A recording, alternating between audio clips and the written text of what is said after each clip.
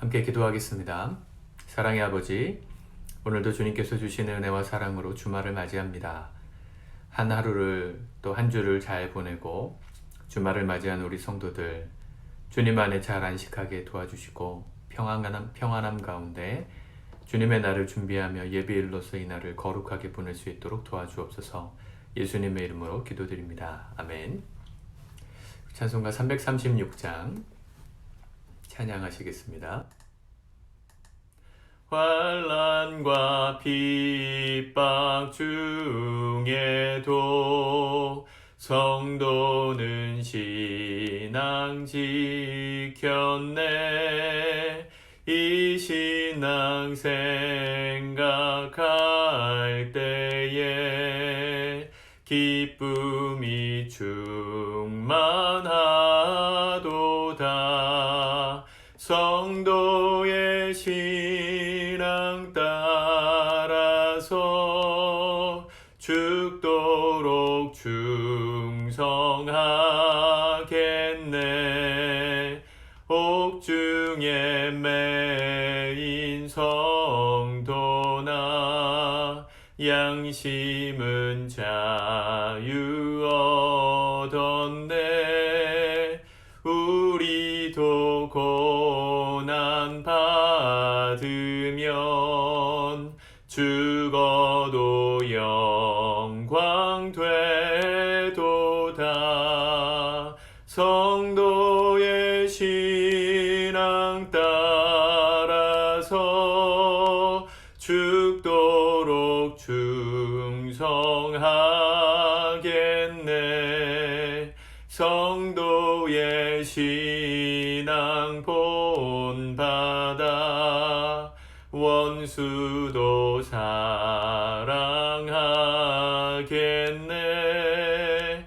인자한 언어 행실로 이 신앙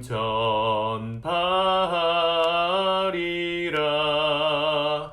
성도의 신앙 따라서 죽도록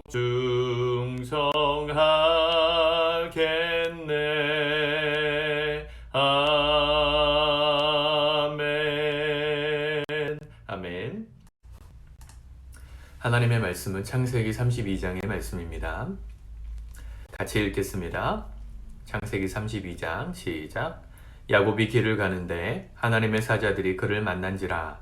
야곱이 그들을 볼 때에 이르기를 이는 하나님의 군대라 하고 그 땅 이름을 마하나임이라 하였더라. 야곱이 세일 땅 에돔 들에 있는 형 에서에게로 자기보다 앞서 사자들을 보내며 그들에게 명령하여 이르되 너희는 내 주 에서에게 이같이 말하라.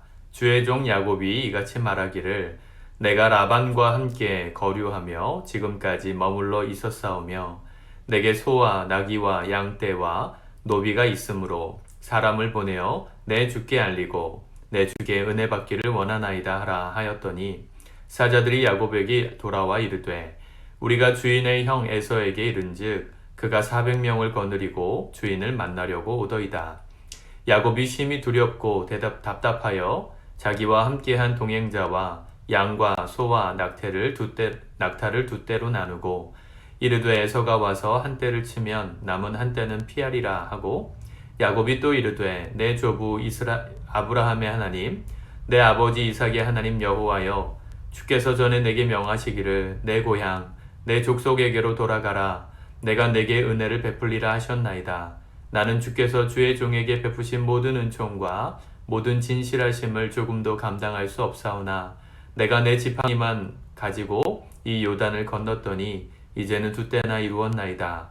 내가 주께 간구하오니 내 형의 손에서 에서의 손에서 나를 건져내시옵소서. 내가 그를 두려워함은 그가 와서 나와 내 처자들을 칠까 겁이 나기 때문이니이다. 주께서 말씀하시기를 내가 반드시 내게 은혜를 베풀어 내 씨로 바다에 셀 수 없는 모래와 같이 많게 하리라 하셨나이다. 야곱이 거기서 밤을 지내고 그 소유 중에서 형 에서를 위하여 예물을 택하니 암염소가 200이요 순염소가 20이요 암양이 200이요 순양이 20이요 전나는 낙타 30과 그 새끼요 암소가 40이요 황소가 10이요 암나귀가 20이요 그 새끼 나귀가 10이라. 그것을 각각 때로 나누어 종들의 손에 맡기고 그의 종에게 이르되 나보다 앞서 건너가서 각대로 거리를 두게 하라 하고, 그가 또 앞선 자에게 명령하여 이르되 내 형 에서가 너를 만나 묻기를 내가 누구의 사람이며 어디로 가느냐, 내 앞의 것은 누구의 것이냐 하거든 대답하기를 주의 종 야곱의 것이요 자기 주 에서에게로 보내는 예물이오며 야곱도 우리 뒤에 있나이다 하라 하고, 그 둘째와 셋째와 각대를 따라가는 자에게 명령하여 이르되 너희도 에서를 만나거든 곧 이같이 그에게 말하고, 또 너희는 말하기를 주의 종 야곱이 우리 뒤에 있다 하라 하니, 이는 야곱이 말하기를 내가 앞에 보내는 예물로 형의 감정을 푼 후에 대면하면 형이 혹시 나를 받아주리라 함이었더라.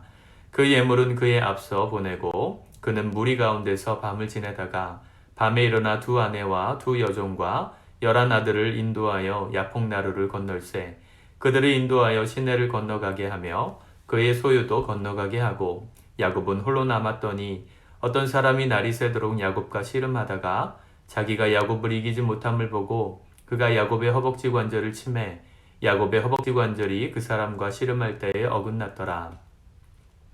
그가 이르되 날이 새려하니 나로 가게 하라. 야곱이 이르되 당신이 내게 축복하지 아니하면 가게 하지 아니하겠나이다.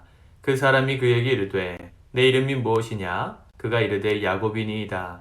그가 이르되 내 이름을 다시는 야곱이라 부를 것이 아니요 이스라엘이라 부를 것이니 이는 내가 하나님과 및 사람들과 겨루어 이겼음이니라. 야곱이 청하여 이르되 당신의 이름을 알려주소서. 그 사람이 이르되 어찌하여 내 이름을 묻느냐 하고 거기서 야곱에게 축복한지라. 그러므로 야곱이 그곳 이름을 브니엘이라 하였으니 그가 이르기를 내가 하나님과 대면하여 보았으나 내 생명이 보존되었다 함이더라. 그가 브니엘을 지날 때에 해가 돋았고 그의 허벅다리로 말미암아 절었더라. 그 사람이 야곱의 허벅지 관절에 있는 둔부의 힘줄을 쳤으므로 이스라엘 사람들이 지금까지 허벅지 관절에 있는 둔부의 힘줄을 먹지 아니하더라. 아멘.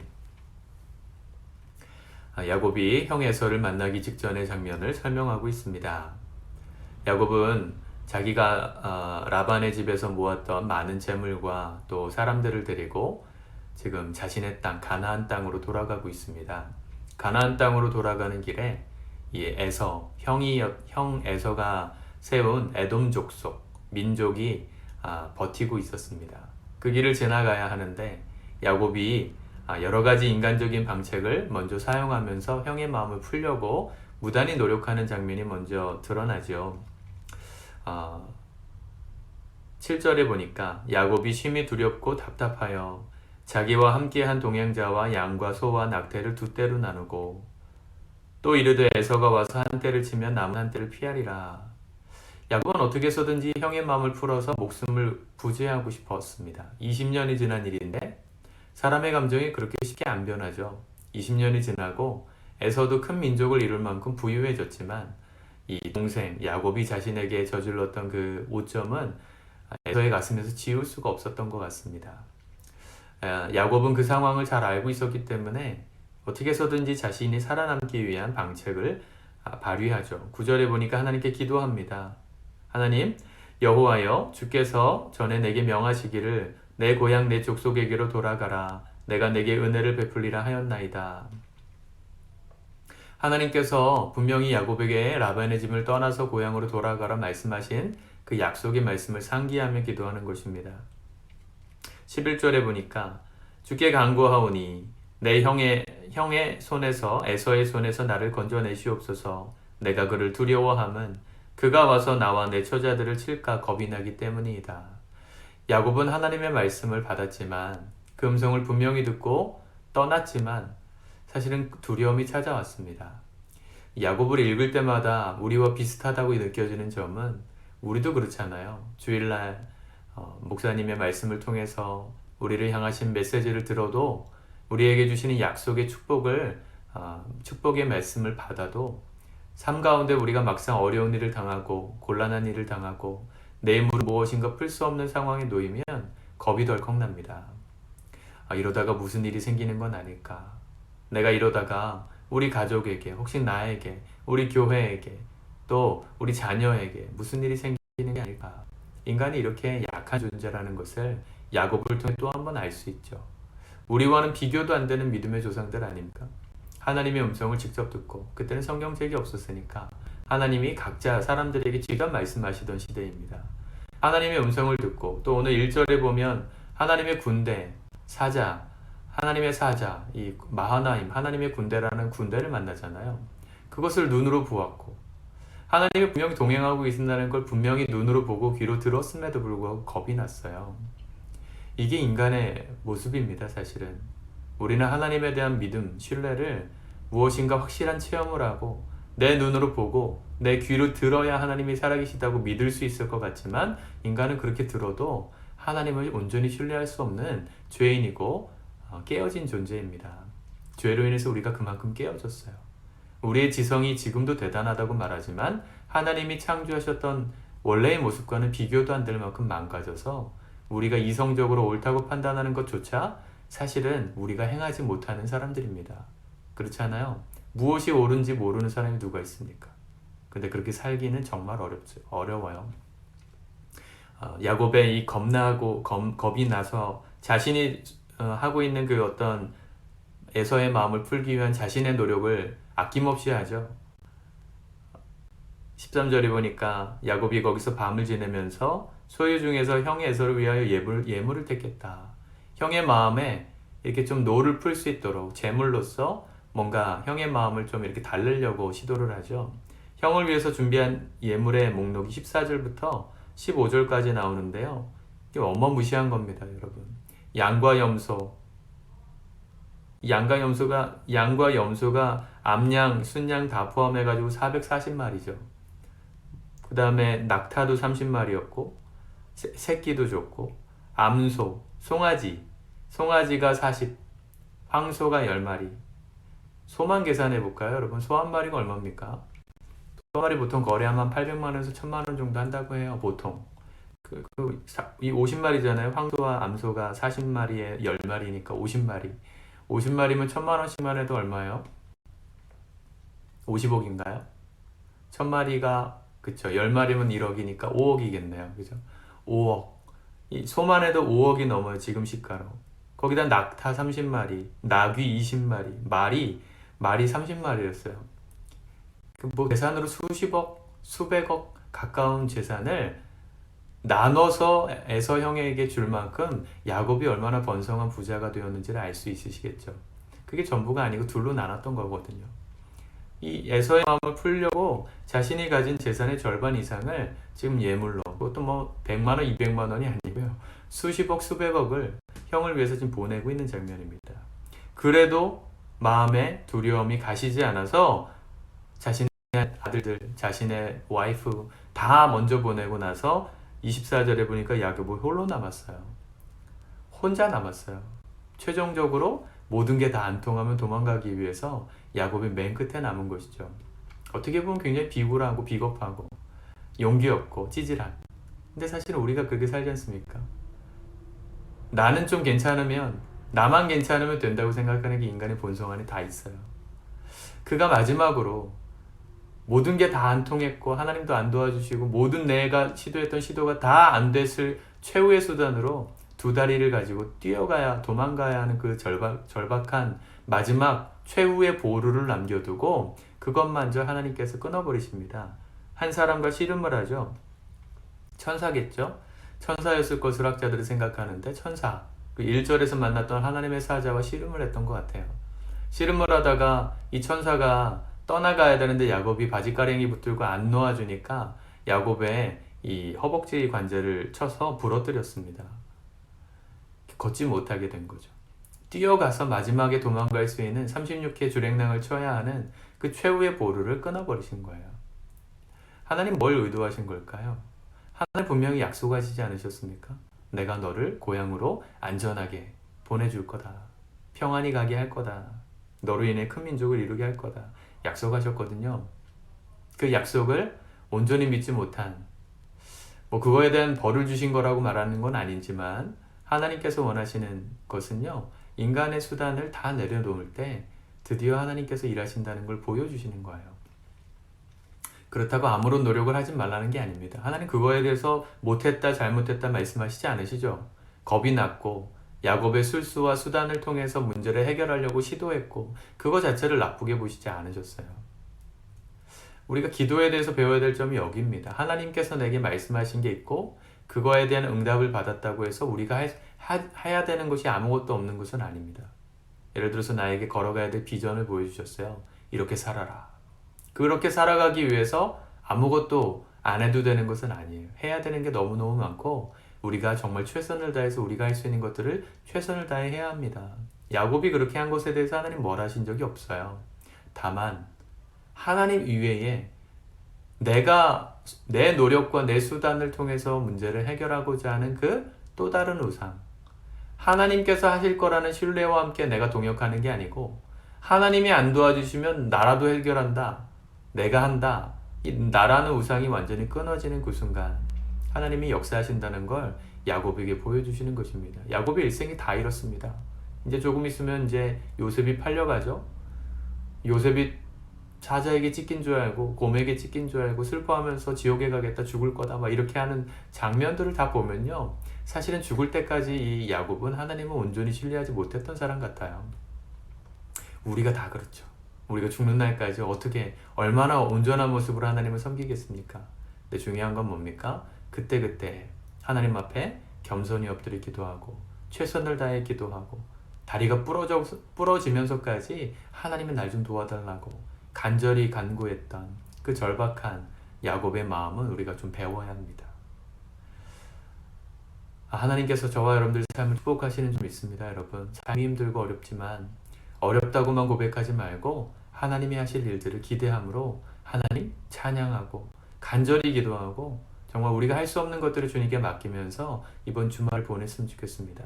우리의 힘과 노력으로 되지 않는 것들이 있다면, 할 수 없는 것들이 있다면 하나님 정말 도와주십시오. 환도뼈가 부러질 정도의 그런 간절한 기도가 우리 안에 일어났으면 좋겠습니다. 어제도 우리가 금요 말씀 기도회 했는데 사실은 우리 외 모든 성도들에게 기도가 필요한 상황이 목사가 알고 있잖아요. 각자마다 기도하셔야 되는 현안들이 있는데 정작 기도 잘 안 하시는 것 같아요. 기도를 부탁은 하는데 본인들은 기도를 잘 안 하신다는 느낌을 자꾸 받아요. 여러분들 기도하셔야 합니다. 머리로 하나님의 말씀을 많이 들으셨어요. 제가 주로 정보 위주의 설교를 하다 보니까 머리는 우리가 엄청 큰데요. 마치 과식을 하면 소화가 안 돼서 더부룩한 것처럼 우리 성도님들의 신앙이 지금 더부룩해져 있는 것을 느껴요. 부족한 목사라서 너무 죄송하고 가이드를 잘 못해서 미안하지만 여러분 기도하셔야 합니다. 간절히 눈물로 기도해 보신 적이 언제입니까? 여러분들 스스로를 위해서도, 내 가족을 위해서도, 교회를 위해서도, 내 직장을 위해서도 언제 눈물로 간절히 기도해 보셨나요? 하나님은 그 눈물의 기도를 기다리고 계십니다. 눈물로 기도할 때 우리의 마음이 녹습니다. 나의 할 수 없음이 드디어 내려놔집니다. 내가 할 수 없는데도 내가 붙들고 있는 게 얼마나 많습니까? 그 하나님 앞에 눈물로 기도하며 맡길 때 우리 인생의 참된 자유, 안식을 허락해 주십니다. 세상이 줄 수 없는 평안을 누릴 수 있습니다. 눈물로 기도합시다. 올 한 해 제가 기도 사역을 좀 집중하려고 합니다. 교회에 있는 동안에 정말 시간이 날 때마다 제가 엎드리는 연습을 하고 있고 기도하고 있어요. 여러분 같이 기도하셨으면 좋겠습니다. 기도를 통해 하나님이 우리 인생을 만져주시는구나. 나의 인간적인 소망이 끊어진 상황 속에서도 하나님이 일하시는구나. 그 놀라운 은혜를 경험하고 체험하고 눈으로 목도하는 복된 여러분들의 삶이 될 수 있기를 축복합니다. 기도하겠습니다. 하나님 아버지, 오늘 주님 앞에 간절히 기도했던 하나님의 약속을 온전히 믿지 못했지만 그런 모습조차도 주님께서 받아주시고 하나님 앞에 기도했던 야곱의 인생을 이스라엘로 바꿔주심으로 새롭게 하신 그 은혜를 우리가 누리기를 원합니다. 여전히 내 힘으로 될 수 없고 안 되는 것들이 있음에도 불구하고 내가 붙들고 있는 그 모든 나의 교만함, 나의 하나님 우상들을 무너뜨리게 해주시고 겸손히 오직 주님께만 내 마음의 소원을 두고 간절히 눈물로 기도하여 나아가는 우리의 삶이 될 수 있도록 오늘 하루 주 앞에 기도하는 시간으로 나아가게 도와주소서. 간절히 기도하는 심령들의 기도를 응답해 주소서. 주님께서 우리를 돌보고 계심을 삶을 통해 깨닫고 경험하게 도와주옵소서. 예수님의 이름으로 기도드립니다.